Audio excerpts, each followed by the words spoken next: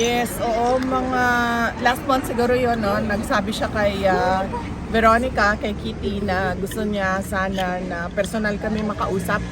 Kaming apat na magkakapatid at meron siyang mga sasabihin. So nag-schedule kami ngayon na nandito kaming tatlo during sa shift or sa time kung kailan na bibisita si Kitty. Sinunod namin yung schedule niya kasi siya yung may pasok sa school.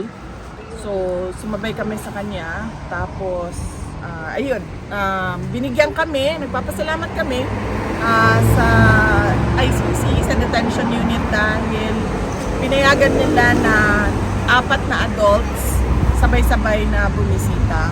Meron kasing limit sila sa pagbisita. But binigyan nila kami ng isang araw na sabay-sabay kami 4 na magbisita kay dating Pangulong Rodrigo Duterte. Ano pong mensahe niya sa inyong 4?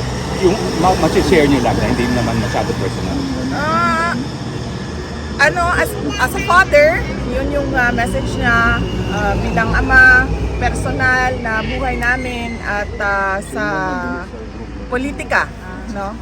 Personal na buhay, buhay ng pamilya at buhay namin sa politika. So yun yung mga general topics na napag-usapan kanina. Anything you can share po, lalo na din sa politika? Well, wala naman.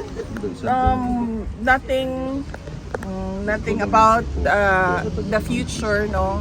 No concrete plans about the future. Pero napapag-usapan lang kung ano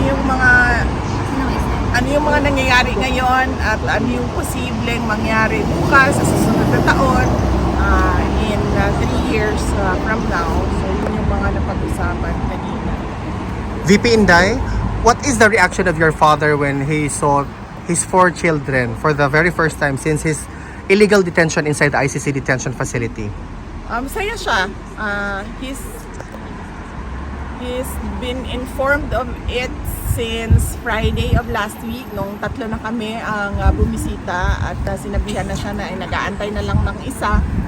And Wednesday this week, meron kaming approved visit na kaming 4. So masaya siya na nakakausap niya kami. At medyo maingay kanina kasi 3 sabay-sabay, 4 sabay-sabay na nagsasalita.